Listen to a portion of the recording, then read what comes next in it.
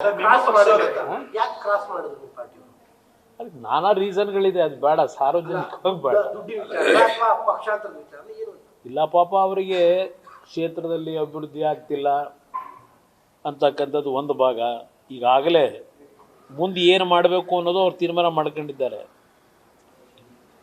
ಯಾವ್ಯಾವಾಗ ಯಾರ್ಯಾರ ಹತ್ರ ಏನೇನು ಮಾತಾಡಿದ್ದಾರೆ, ಏನೇನು ವ್ಯವಹಾರಗಳು ನಡೆದಿದೆ ಅದೆಲ್ಲ ನನಗೆ ಗೊತ್ತಿರೋ ವಿಚಾರ.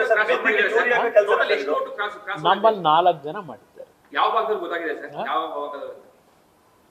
ಯಾರು ಅಂತಕ್ಕಂಥದ್ದು ಗೊತ್ತಾಗಿದೆ,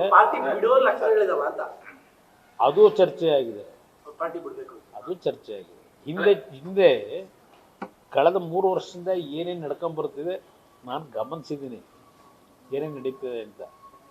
ಅದು ಗಮನಿಸಿದ್ರು ನಾನು ಅವ್ರಿಗೆ, ನೋಡ್ರಪ್ಪ ನಿಮ್ಮ ಕ್ಷೇತ್ರದಲ್ಲಿ ಜನಗಳಿಗೆ ಏನೇನು ಮಾತು ಕೊಟ್ಟಿದ್ದೀರೋ, ಗೆಲ್ಲಿಸಿದ್ದಾರೆ, ನೀವು ಆ ಮಾತು ಜನಗಳ ಹತ್ರ ಉಳಿಸ್ಕೊಳ್ಳಿಕ್ಕೆ ಮಾತು ಕೊಟ್ಟಿರ್ತಕ್ಕಂಥದ್ದು ನಿಮಗೆ ಅನುಕೂಲಗಳು ಮಾಡ್ಕೋಬೇಕು ಅಂದರೆ ಇವತ್ತು ನೀವು ನಿಮ್ಮ ಜಾತಿ ಹೆಸರಿನಲ್ಲೋ ಇಲ್ಲ ಇನ್ಯಾವುದೋ ಒಂದು ಇದರಲ್ಲಿ ಯಾವ್ಯಾವ ರೀತಿ ನಿಮ್ಮ ಕ್ಷೇತ್ರಕ್ಕೆ ಅಭಿವೃದ್ಧಿ ಮಾಡ್ಕೋಬೇಕು ಮಾಡ್ಕೊಳ್ರಪ್ಪ ಅಂತ ನಾನು ಹೇಳಿದ್ದೀನಿ.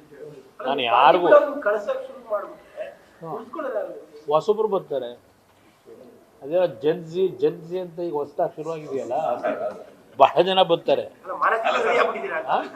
ನಾನು ರೆಡಿಯಾಗಿದ್ದೀನಿ. ನಾನು ಈ ಪಕ್ಷದಲ್ಲಿ ಯುವಕರುಗಳಿಗೆ ಹೆಚ್ಚಿನ ಆದ್ಯತೆ ಕೊಡಬೇಕು, ಹೊಸ ಮಕ್ಕಳಿಗೆ ಅಂತಕ್ಕಂಥ ನಿರ್ಧಾರ ಮಾಡಿದ್ದೇನೆ. ನ್ಯೂಸ್ ಫಸ್ಟ್, ನಿರ್ಭೀತಿಯಿಂದ ನಿಮ್ಮ ಪರವಾಗಿ.